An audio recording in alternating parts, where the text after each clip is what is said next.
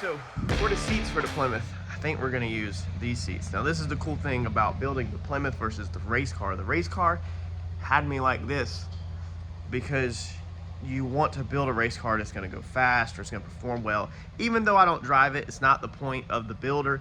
The point of the builder is to build something that is capable or accomplished. What you do with it when you're done building it doesn't matter. As a builder, we just want to nail our mark, hit our goals, and accomplish it. But with the Plymouth, okay, we have the freedom to be flexible, creative, use our brain.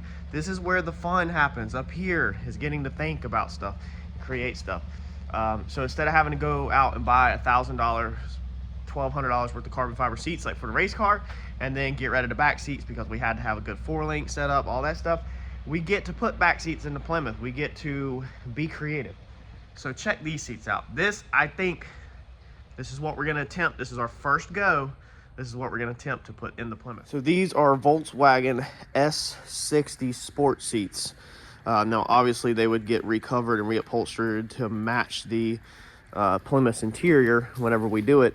But I found a form online last night. I grabbed these out, and then I found a form online last night how to make these work because they're all power. They only take, I think it was 3 to 4 wires. It's like 2 hots and then a ground, 3 wires, I think. So I've got all the plugs I took out of the front, should be able to make them work. They are heated and everything, but there is info on how to make the heated work. I didn't know there's a little pocket in the front. It's kind of cool. We'll get rid of that when we upholster it probably. Well, maybe leave it. Actually be a good spot for cell phones or something. Troy would obviously with candy bars. That would be a very good spot for the candy bars, actually. That would be a very good spot for the candy bars, my guy. Troy's upholstering fab would be reupholstering these and taking care of everything. We can leave the heat in there if we want, the heated seats, and wire them up. There's information on how to do that. Looks like, what would that be, the lumbar, whatever, that's all manual, so that's cool. I don't know what that button does on that side. But yeah, the only thing we'll be getting rid of is basically all the memory. We won't be hooking the memory and all that stuff up. Looks like we'll need another seatbelt buckle. But we're going to mock them up first and make sure they work. However, the back seats, this is a Volvo that we have that we pulled the front end off of it, got smacked in the rear. We bought this one for parts because these parts are so freaking expensive on this car that we had one that was hitting the front and we needed the front end off of it. So we bought this whole car just for the bumper, grills, and headlights and hood. That's it. We left the fenders. Actually, we didn't even use the headlights. So we bought it for the bumper, grills, and hood. That's it. We bought a whole car. It's cheaper to buy a car than to buy a hood, bumper, and grills. So I'm going to pull the back seats out of this because I measured mine this morning. The bottoms of mine, from the factory ones of mine, is 55 on the outside. These are 54. Now Troy can fluff these things out if we need to, or you know, we can leave them like they are. But what I think I'm going to do is pull these out and then attempt to saw this metal out of the back of this car and see if I can graft this into mine so that they basically clip right in, like all of this down here in the floor and everything will go back in. So we'll see what we can do. I'm gonna have my work cut out with saw, that's for sure. But let's get started.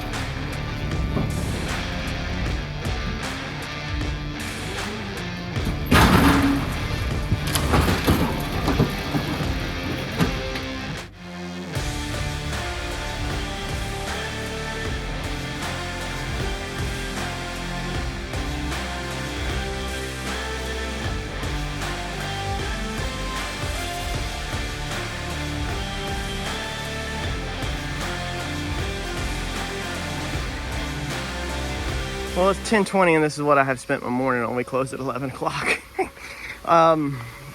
So there's a lot that I possibly want out of here. I'm not 100% sure how I want to do this, if I even do this. But I need to get this scrapped off my trailer, so I needed to get this done. And then I can deal with this later. I can sit this inside in front of a fan, and I don't have to work in a nasty car now. So that was kind of my whole point of tearing this out like I did. I know it took me almost 3 hours, but it's gonna be a lot easier for me to work on. So now I just gotta get this mess cleaned up so we can go get breakfast and go to the house and make y'all some content on the Plymouth. I think I did cut straight through the gas lines, or they ripped them apart. I think that gas line had a different cut through. I didn't undo any brake lines, any gas lines or anything. I never claimed to be the smartest. I'm like 1 second from an OSHA violation at all times. But gas tank's out and we didn't blow up. So this thing fits in here great. Look at that. Now it's just sitting on the floor. The seat obviously needs to come up about a foot, I think 10 inches to a foot is how much it needs to come up. The floor is about as high as the 2x4 right there. And then if you remember, that seat has that hump up. So that comes up a hump. So now man, I really wish I could put in the time to go get the pans out, but I want to make more progress on this kind of before I take the pans out. We originally was thinking that we were going to have to cut, you know, the center of the seat out right here to clear the drive shaft. But now with the seat in there, just thrown on the floor, if that comes up 10 to 12 inches, then the drive shaft might honestly go underneath it. So when we get the pan and we physically sit the pan in the car, that's when we're going to be able to see how it's going to be. Now I'm curious how the back of the seat is. I don't think the back of the seat's going to go back here like it used to. From seeing where the seat bottom is right now against the frame rail, if that seat is kind of at an angle, it's kind of like this, then, you know, we are, what was that, 10 inches off of the back package tray. So this is where having that back package tray might come in handy, because we could probably graft that package tray into here, and then from about here forward, it'll turn into the new stuff with the seat belts and the anchors and everything like that. And then from there back, so kind of have a big package tray. But it's kind of cool to see a seat bottom just thrown in there. The other cool thing is, look how good this fits. So this tire is in its location, pretty much where it's going to be. Look at this. Look at that. So that's pretty cool. I want in mind, honestly, when I cut that seat pan, now that I see that, is keeping the inner metal, the hump, okay, all that metal, as much as I can to maybe make some of the new tub, because that back seat fits that Volvo sheet metal perfect. So if I can just get the Volvo sheet metal in here, then we can make panels that connect the Plymouth to the Volvo pans and make our tubs. So before we mess with our tubs, we're definitely gonna have to have the seat pans in. All right, so back here Friday night, decided we really need to get this bottom section, where we need to get this whole section really out of here so I can try to fit it in the car. Not gonna time lapse this or nothing, dude. This is a lot of spot welds and a lot of unpilling of stuff to try to just get this inner structure. I'm pretty sure, let's see here, I need all of this side pieces clip into, I think the side pieces clip back into here. So I basically need everything, this skin in pretty much. I don't know if I'm gonna take this or what yet, so I'm not gonna time lapse it, but this is about to be a lot of work. Grabbed a brand new drill bit, a saw blade, and I'm gonna put on some music and I'm gonna just get to it, y'all. I'll see y'all when all the hard stuff's done. All right, so here's what we're working with this morning. I did all this by hand. That used to be a taillight. This is the whole back of a car. There's quarter panels in here, everything. What we have left is this. I got very frustrated last night because I don't know exactly where I want to go with this. So I'm scared doing all this work to cut too much and then put it in the car and wish that I would have left it 2 inches longer. That's always the story when you're doing custom stuff. I'm also scared to get rid of some of these very nice factory brackets and then wish they were there in the car. So this morning what I did was I mocked up the seat bottom with a back inside of my car.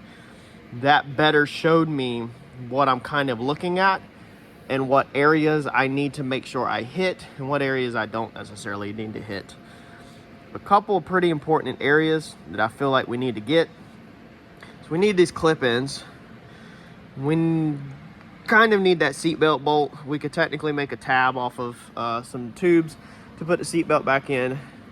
Amazing to have this, obviously.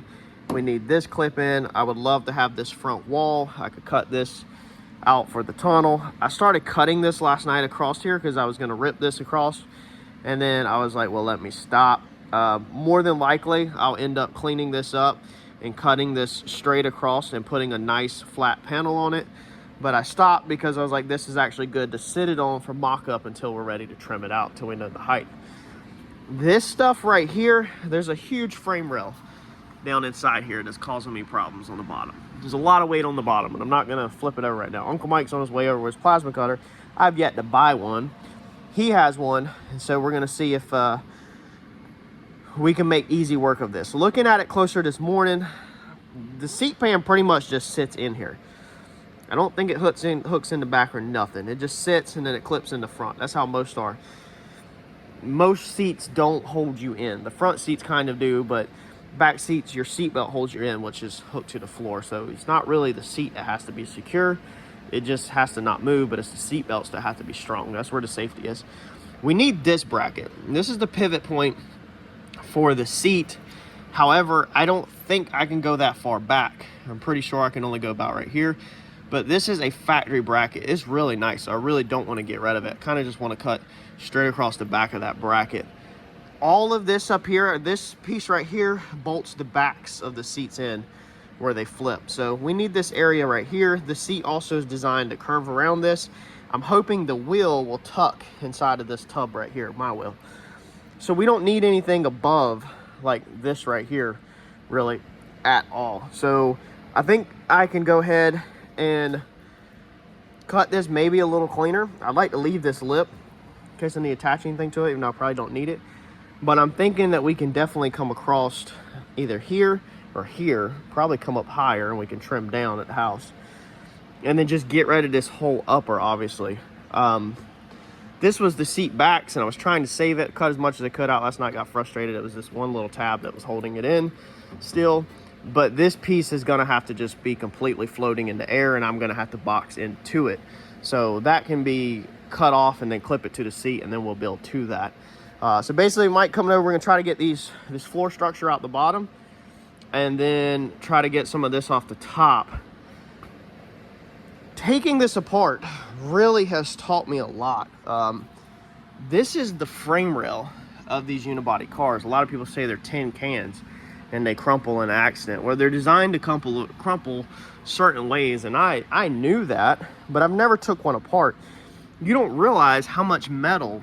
We got a frame rail, and we got this piece of metal. Looks like that goes inside the frame rail, and then you got the floor structure. Another piece layered on top of there.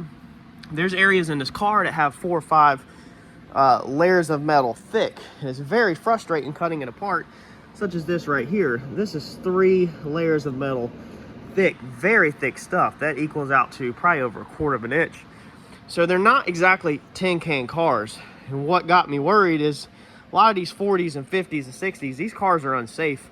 I know a lot of people are not gonna like to hear that, but they really are. There's not a lot to protect you versus these. When you start cutting these things apart, dude, I mean, the rockers were like triple, quadruple thick boxes out here. It took me just shaving and peeling off. Like, they're all layers are thrown in. I mean, I had to dissect this kind of stuff just piece by piece by piece. Like, that's the bottom of a rocker. The bracketry, the layering of the metal is just absolutely insane. That's an outer box, that's just a skin. There's just so many pieces. See here, here's a good example of a rocker. Okay, that was bent up. So there're just so many layers for an impact to crumple. And it really got me worried last night. I actually stayed up tossing and turning for a while. I was kind of like, man, now it kind of gives you, when you actually try to take a unibody car apart, you start to understand the construction of it and how thick and boxed this thing is. And then I asked myself, do I really want to put my family and my wife in this 49 Plymouth? Because there's nothing to protect us. It's not a race car, so there's no roll cage. We're literally just adding sheet metal back, a floor structure and all that. But none of that stuff is layered as many times and is layered as thick as this. Like, we're not working with metal as thick as this. This stuff is probably 16 gauge in here, 14 gauge or something for the actual boxing. It's crazy how thick this stuff is, and then it's layered on top of that. And the mounting points, how thick the freaking bracketry is.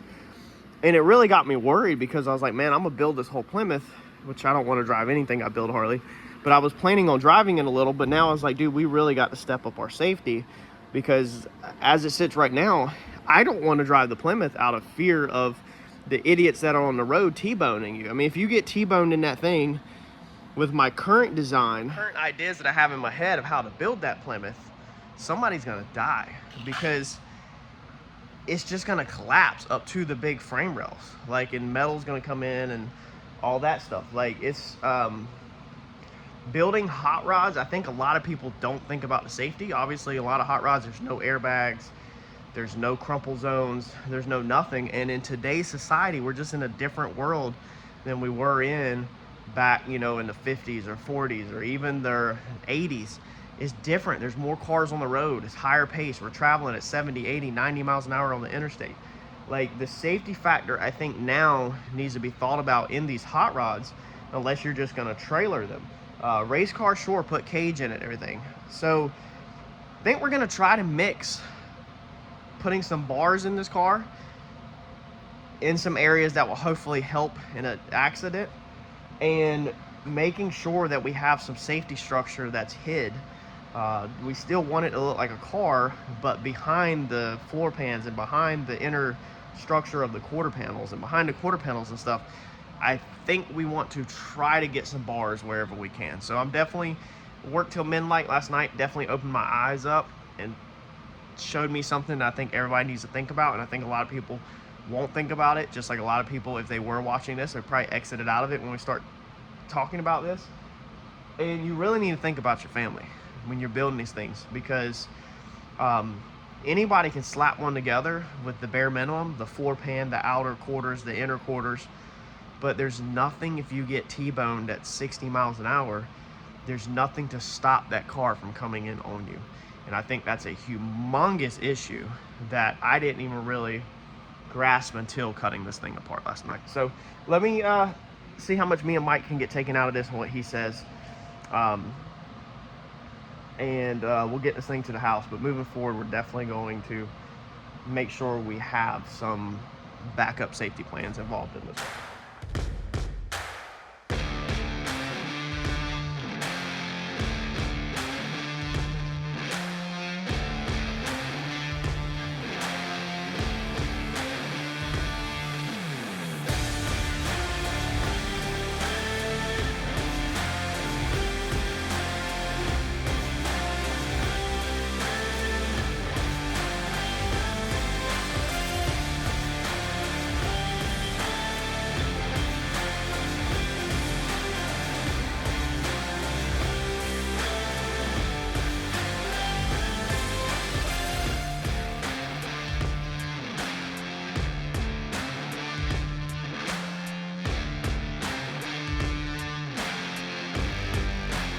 So we are hauling tail out of here. I have got more metal cut out of there. Huge shout out to Uncle Mike. This is where the weight was at. This mess was crazy. And there's no way you would do this without a freaking plasma cutter, man. Mike told me I can take it to his house. I'm gonna take it to the house in case I need it. Definitely have to get one. Mr. Tim offered to hook me up with some torches, and that's the route I was gonna go. I was gonna purchase them from him, but the torches I needed bend metal with, but Mike says that he never needs them, that it's always plasma cutter. So I think my money might be better spent on the plasma cutter. And then you can always upgrade to a table, I have seen, using your plasma cutter, where you strap it to the mechanism. They have some cheaper ones. So I definitely am going to be in the future looking for a plasma cutter, I think. I'm going to save this stuff just in case I need anything out of it. I don't want to throw anything away. That's all scrap. This is scrap. This is scrap, but this is what we're left with. I think it needs to be cut up to here, but I want to creep up on it in the garage with nice clean cuts. I've got it roughed in pretty much. I don't want to get rid of this bracket if I don't have to. There's definitely going to be some areas where I got to do some patch welding or cleaning up, grinding some seam sealer off, and we're not 100% where we're going to need to cut at inside here. As much as the old metal I can get rid of, I will. That way it's nice and clean. I'm hoping that we can kind of, this line right here, kind of cut this out and get rid of all this funky hump. There's one bolt right here for the seat belt, but I think that we can easily fabricate that into the car body. And then I'm hoping to be able to come down here and cut this out and go straight down and get rid of this mess. But again, I want to creep up on it at the house. I want to clean up this flange. We'll end up cutting this face off so it's nice and clean. When we're done, all we'll have is this pan left, and then this is where the back seat bolts in, and we'll refabricate the top. I saved the back somewhere. It's laying right there. We'll refabricate the top of it so that we can do it. It's still really heavy, which is nice because this is all structure right in here. It's doubled up where the seat belt's bolted into. It's really thick, and then where the front curve is, it's really thick. So I left a bunch of structure there where I can tie the car back into this floor pan. So we get this loaded up, ordered some Domino's, and hit the house. All right, so before I went to the shop, I mocked up the seat, just sat them in there to make sure that it doesn't possibly work. I think it will. I think these bars are honestly going to be in the way, but we'll see here in a minute. I'm going to try to get the pan in, and I'm going to try to slip it over that. Probably going to have to cut this light out of here for now because it's going to get damaged, and I guess we better measure the pan before we even try to sit it in there. This is going to be tough, especially by myself. Uncle Mike said he'd come over and give me a hand if I want to, but I know he's very busy. We'll have to take the headrest off. I think that there's room, but I think the headrest will end up just looking tacky. I think it'll just be too tall. So we could have Troy, when he upholsters it, to delete the headrest. The headrest on these is actually a power, I think, because they won't come up. And there's a little wire that's hanging out the bottom of the seat right there. So I don't remember in this car, but 100%, but I believe the headrests were power. All right, let's get this stuff out of the way and manhandle this pan in there. All right, so our width is pretty freaking good. Now, the only thing I'm worried about is how much is going to be in the way of the tire back here. But as far as width in here near these panels, man, I mean, it's not going to be bad at all to tie that in this structure to the new structure. However, we need to come back this way to be able to drop that down. We're hitting all in the center. So I think what's going to be best right now is to take this out and probably cut this front off and go ahead and square this up, because we don't technically need this. That way I have a little bit more room to come forward, because that trans tunnel is higher than the bar. Didn't think about that. So definitely go ahead and get a nice straight cut across the front, and then hopefully that will give us enough room to drop this in. All right, second fit. We got it down in there. I had to cut my bracket, which I was trying not to cut that bracket, but at least I still have the location and the height. And we can brace that up easily later. Probably brace it to the back wall whenever, like wherever it comes up at, if possible. We're still not down though. So we're hitting on the rails right there. So what we need to do is I'm gonna go ahead and notch this forward and over and up the side of these, I think. I was gonna try to attempt to leave these. These are for a car seat to be hooked into. I don't know if we can use them or not, but if I could keep them in there, and then we could always anchor them to, you know, the actual body of the car at a later date. So I don't want to just delete them for no reason, because it'd be cool to keep them just because. Not saying we'll ever use them, but it'd be cool to have, you know, car seat anchors in a freaking 49 Plymouth. So same thing on both sides. I'm gonna cut them across, cut a square notch out of that. Might try to do it in the car versus dragging this thing back out, and then I think we'll fall in place. All right, so not bad at all on that run. This is where, if this was a race car, it would be amazing, because we could literally cope this piece of metal a little bit and weld it right to that bar. But don't forget, this is not a race car, and we still have to add at least another inch of clearance on that.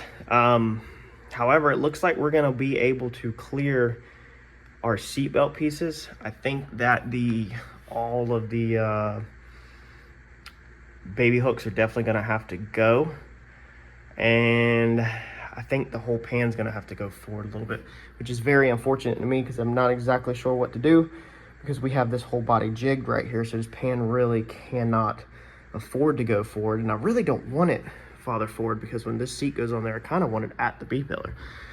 So let me study this a little bit instead of just sitting on here and rambling, but I figured I'd show y'all how it fits